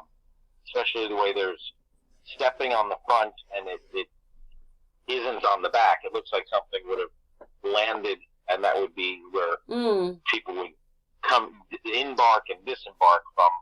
It could have been the airports. It could have been, and they're far enough apart that you could have landed different dirigibles around the area without them bumping into each other, just like we used to with the Zeppelins back in the day. 1 second, Angel. So anybody watching now, this is Angel's YouTube channel. So everybody go and subscribe to him. You can find many videos on there of Angel describing. So what made you make that video? Is it because you haven't made a video for a little while and then you decided you wanted to refresh everybody's memory about what this thing was? Because obviously I know you've got quite a few videos on your channel talking about bits of it, whether it's the capstone or whatever part of the pyramid. So what made you do that? Because you suddenly thought, you need to know it's not a relic, it's a machine. I still get email, I'd say 10, 15 a month of people asking me questions based off my videos. And I can tell by their questions that they're not understanding the structure as a whole, how I envision the structure functioning. Also, like you pointed out, you didn't even know how the structure's aligned until I pointed it out to you. I'm not going to say taught it to you, but I pointed out they're there on the structure, and they love to show in videos and Ancient Aliens and stuff like that the structures. They talk about them, but they don't point out how they're at different elevations. Yeah, like I told you, when we were looking on Google Maps, I never realised all the different levels up there, and then it just looked dark, and I thought, oh, look how low that is there, right on top of it. So I didn't even understand that bit. If you don't even know that, and you, like I told you, you don't even realise they're all covered in rubble and everything, you just think you're looking at polished steps, but they're not. It's only investigation, isn't it, or looking at it more. When you realize there are different elevations, and you would think if somebody just took like a water truck, a couple 1,000-gallon water truck, and just poured water, watching how the water would flow down the system, because gravity would make it run down certain channels, do certain things, kind of like a Chinese waterfall or something. And it's when you realize how the water would run. Like, one thing is, if you dumped a bunch of water at the southern side of the Great Giza Pyramid, it would run down towards the what I like to call structure 2, the second building 2, and then it would bend towards the Sphinx and would pour down over that wall, where lots of people had pointed out looks like there's a lot of water erosion around the wall of the Sphinx. And then I would feel feedback into at the time what would have been the Nile at the pause of the Sphinx. So that would explain the erosion that they talk about, which they like to say would have taken thousands of years or months of rain. If water was flowing down there on a constant level like a waterfall, that would account for all that erosion. And if you just dumped a bunch of water in front of the Great Giza Pyramid, it would flow that direction. You can see the channels. You can take the Google Guide, drop it there, and just walk down the channel and see where the water would flow. I don't have to make it up. I don't have to embellish things that aren't there, because the channel is there. You can see there's a little dip in the ground where it's a dug out channel which would focus water down that direction. So I just point things out that are already on the structure, already on the plateau. And if the system works the way I suggest it would work, that would be its function, to channel the water down that direction. And that's all I'm doing is pointing out what's already there. I'm just suggesting to you that if you dumped a bunch of water there, it would flow down that channel, just like if you looked at one of those Chinese water things where the water drips on the top and it drips down to one area, it drips down to another area, it drips down to another area. You don't have to have it turned on to see where the water would flow if you dumped it on there. That's not really... It's just pointing things out, pointing out the obvious, is I think what I'm doing. But if you didn't envision the system functioning as a system, then you don't understand why there's a channel. People say it's a little roadway. Well, why would the roadway have lips on the side, which looks like it was designed to channel water down a certain path? Because I feel it was designed to channel water down a certain path. I noticed a bit of cement with shapes like that on it stuck in a hole in one of the pyramids. Oh, okay. I'm not going to say there isn't or wasn't. I mean, there's... It just looked like it had two V's on it, but it was a hole that they'd covered up. I'm not going to say there isn't or wasn't. I saw it. Hundreds, honestly, hundreds. As you pointed out, there are hundreds of pyramids along the... Oh, right. Well, I think it was the Great Giza what would be the ones, Nile. but I think it was the Great Giza ones. But can I just say something? I've got 10% on my phone. Shall I turn the camera off? You can if you wish. Sorry, because Don't obviously plug it in like I do. I've been looking at Angel the whole time, but I'll turn my camera off because it saves a bit of battery. Sorry, but it's on 9%. Let me just plug it in, but I don't think this is going to work now because I'm probably using more. Right, we're on 6%. I think I'm going to run out of phone in a minute. I'm on 0% now. Oh my God, it's shutting down. Hang on a second, everybody. We're back again. I had to charge my phone a bit, but and thank goodness Angel was still there. I said I was just rubbing my cursor over one of your videos, the one where it's outside. It's one of those other smaller, not pyramids, whatever they are, little pyramids, and inside, and you told us that you can't go in there anymore. So it shows different levels of things in there. I remember you telling us. The northernmost pyramid over to the east side of it, it would be the southernmost of that pyramid, those three. And it is, I believe, a control for the levels of the waters in the reservoir that would be outside of the structure. Like I was saying, how if you were to dump a bunch of water there, it would run downhill. And if there was a moat or containment around it, that would control the levels of the separating the two different. I'm thinking it's two different densities. I'm not thinking it's two different liquids. I'm thinking it's two different densities of water, like how they have heavy water and light water. Although, as I learn more about the structure, it may be two different liquids, but I'm still going on that it's just water. Yeah, and that's, what did we say it was? When it was communicating with each other as well. This room would be doing that, wouldn't it?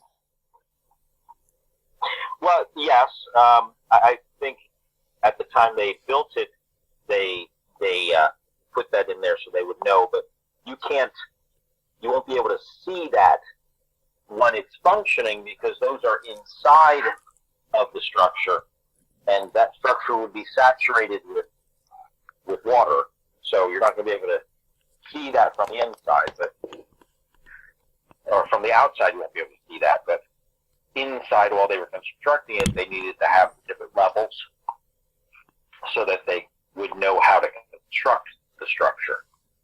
Right. But again, it's very sad that they've blocked so that you can't go in there, but I suppose maybe people were damaging it. You don't know, dear, but it's probably more for their games. Well, not only people were damaging it, just consider you get a couple of teenagers going in there and saying, like, dude, let's do it on the Pyramid Plateau. Where can we go?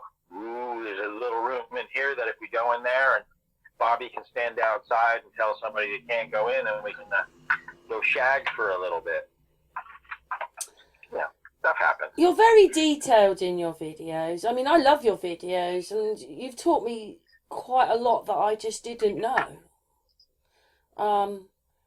We know that there's someone like Brian Forrester, but as far as I can remember, he just wanted to show you the places rather than talk about what he thought they were. But I like the fact that, You've gone into all this detail to show us through diagrams what it is. You spent a lot of time doing this. Been at it for over a decade now. You've probably changed your mind Also, a little bit on a few things, haven't you, over the time? Yes, I have, because as I learn more and understand more, I realize where I made mistakes, things that wouldn't really work in reality, and I've had to correct my opinion of what the structure was doing and how things were flowing. For instance, when I first started the entire thing, I assumed that hydrogen was coming off of the area they like to call the subterranean section, or the unfinished room, and that somehow they piped the hydrogen up to the top there. I felt there had to be somewhere a conduit that went from down there to the top. But as time went on and I learned more of the structure, there was a section within the structure where there were holes drilled in the wall that, according to the tomb dogma stories, were so that the king could hide scrolls. Well, that's fine and wonderful. I focus on the fact that there were holes drilled in the wall. And then it was actually Chris Dunn, in one of his videos, he points out that in the chambers that they like to call the relieving chambers above the combustion room, the king's chamber, they found dust, seeds, and shells that they can't account for, but they are there. And they were found to be bug fragments of the bug skin and bug wings and things that you would find just floating in normal water if you dehydrated the water out. And I assumed, and I'm still sticking with the assumption, that while the reaction was occurring within the structure, the updraft of the gas from the lower area to the upper area brought these small seeds and shells and dust with them. And you put the holes drilled in the southern wall of the grotto, and the seeds and the shells and the dust that they can't account for up in the area they like to call the relieving chamber. And it's a pretty strong suggestion that the updraft of gas brought with it these seed shells and dust, and that would account for the flow. Now, the only real way to verify this is if someone would be allowed to go into the area they like to call the grotto and either set off a stink bomb or a dye pack or something like that. And then somebody up in the... They could put something nice in there. They could put a scent of flowers or perfume or something. They could put scent of flowers or perfume.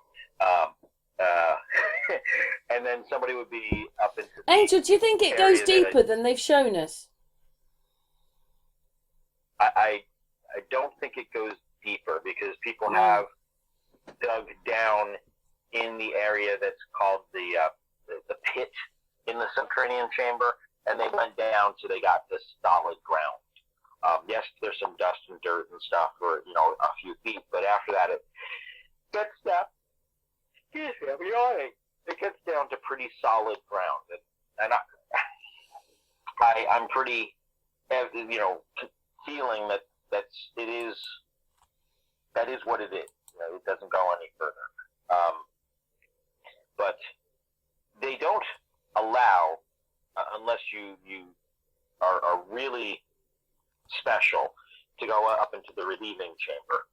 They had some problem where people chipped some flakes off the wall at one point, and they have to bring in a really long ladder in order to get up into that area, because there's no easy way to climb the walls or anything like that. And that's not on the normal tour. They don't want people climbing up there. I'm sure for insurance reasons, that's just ain't gonna happen. Granny ain't climbing up there. College kids might be able to. You don't want 7-year-olds climbing up there. That's not on the normal tour. And they don't allow anyone into the grotto, because you either have to climb up from the subterranean chamber or down from the bottom of the grand gallery. And in either case, you could slip and fall in there, and it would be a pain in the neck to get you out. But it would be easy, in my opinion, to fly a drone. We have drones that are pocket sized. They've probably done it, haven't they? If they have, I haven't heard of it. Not going to tell you, are they? They have, Not going to tell anybody. no, I mean, who would have there known? I don't think Brian Forrester would mind me saying, because obviously I've had hangouts with him in the past. But he said he paid someone, and he was able to walk down the. How do you not know all the other things behind the scene? A bit of money and a thing, and everybody gets what they want. Who pays? Well, it could be possible, but to go down into the area they like to call the well shaft, it would take somebody with climbing skills.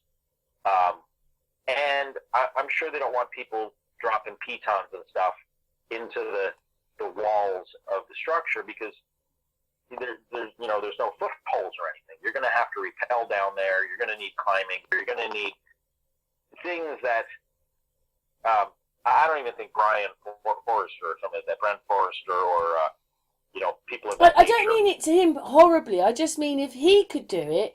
Imagine if you had a bit more money, what you could get away with then, what they'll let you do behind the scenes. Yeah, look, he's going to give us 20, whatever it is. Imagine what other people can get away with, or what they can see, or what, Right. I think at the time, if you had enough money, you could grease Tawasa's pocket. I don't think the current guy is quite as liberal. The current antiquity of the head of the antiquities is quite as greasable as the Hawass guy was. However, money does talk, so it is possible, but not. I don't think people are really as eager to get down there because they think it's been there, seen that, and done that. Where I think if we could get down there, we could verify things. You could even hook up a pretty high-powered fan. I don't know what they do over there in the UK, but here in the States, every now and then they'll bring in a pretty high-powered fan, and they put it into a doorway, and they'll pump air into your house and then look for leaks. So they find leaks and plug them up to make your house more airproof, so that your air conditioning can condition the air and your heater can heat the air without all the heat and stuff escaping. Something like that could be hooked up to the top of the top of the well shaft, aka bottom of the gallery, the Great Gallery, and you can pump air down there. And then, if again the situation was right, where somebody could climb up into the relieving chamber, you could feel if there's a breeze of air coming up there.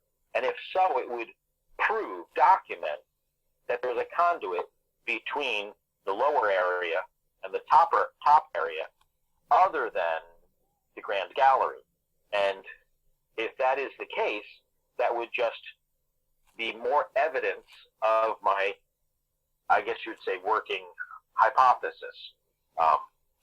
Now, I don't completely have to guess everything, because as I have mentioned in the past, I'm pretty confident that the Nazca lines are holding more information than they want to tell you, and they do seem to be the blueprints to structures that pretty much marry the structures found on the Giza Plateau. And some of it I was going over the past years, and you're able to put pieces together to show you're asking about some of the conduits. So I don't have to do a complete lot of guesswork, other than verifying and proving that the conduits do exist and do connect. Well, we know they exist, we just talked about that. But whether they connect from point A to point B that I'm suggesting. And that also would require, because some of them are filled with dirt and stuff, somebody taking the time, effort, and fundage to excavate the dirt out of there and verify that the conduits go from point A to point B. And if they go from point A to point B, that just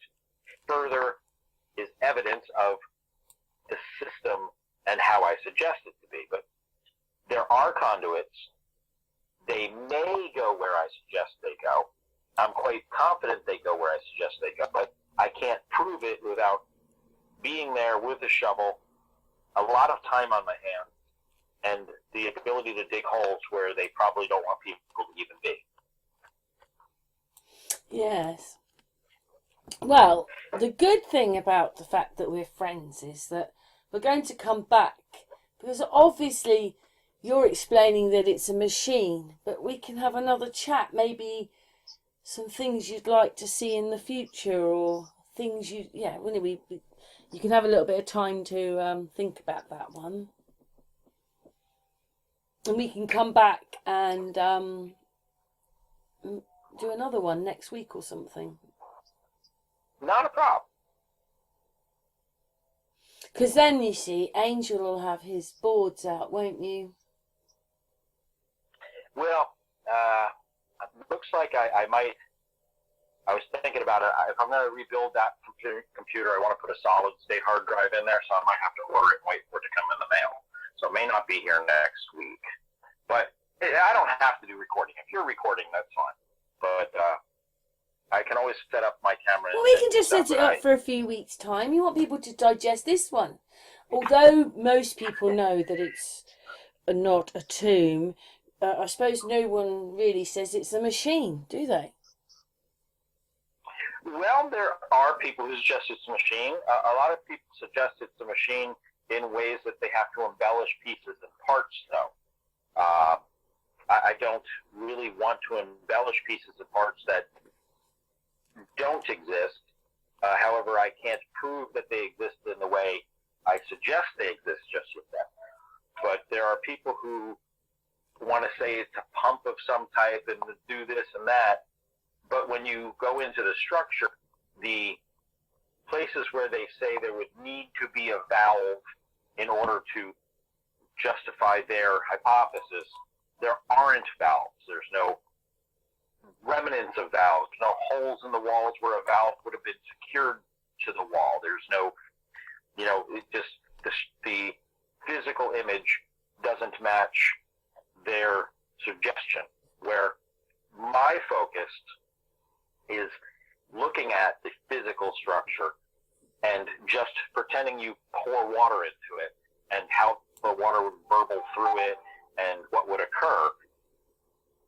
And I'm trying to let the structure tell the story as opposed to me telling the story. And the difference is a lot of people tell the story and then tell you the structure is constructed differently than it's constructed in order to fit their story. Where, like I said, I have made mistakes in the past, and it was as I got to learn how the structure was constructed and how the plateau is constructed that the structure tells me what it's doing. I don't tell the structure what to do. Wow, yes, your videos, I'm back to 9 years. Yeah, I deleted some of my older ones where I was wrong because I felt I was kind of embarrassing myself by having the wrong stuff on there. Because then people would look at one of the older videos and they're like, well, you said this and this and this. Like, well, I was wrong in that video. I was wrong. I've learned since then. Well, I very much appreciate you spending this time. I know it's your pet subject and everything. I'm surprised you haven't built one in your basement, a pyramid. Well, you could even do it on that. You could even do it on the on the snooker table. Well, I think it would be a little more detailed than I wanted. I originally got myself some. We're not on camera right now, but I got myself a bunch of squared tubes that used to hold, believe it or not, railroad tracks.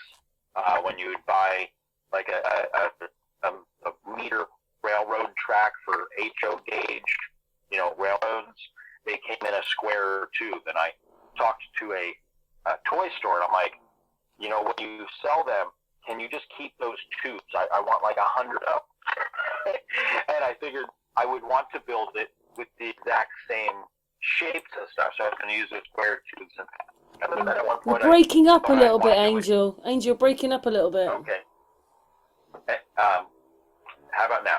That's and then better. at some point, I said, instead of just doing the square tubes, I want to do it PVC, but I want to do it in clear PVC so that people can see the bubbles and the flow of the water, not just, So how big do you want to what's make happening it? inside of it. How big do you want to make it then?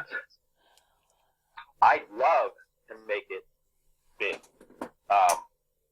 because I'd want to make it as detailed and realistic as I can, and some of the pieces are only like a few inches in size, even in the large structure. So if I was to make it small, you're talking, very fine point. And certain features require the size in order to function properly. For instance, in the subterranean chamber, the roof line of the subterranean chamber, where I suggest in several of my videos they're separating hydrogen, oxygen, the gases, you can't do that in like a little 3-inch pipe. It has to be in the pipe that they have, where it's 18 feet long, because the gases have to be able to separate and go their different directions. It won't work on a smaller scale.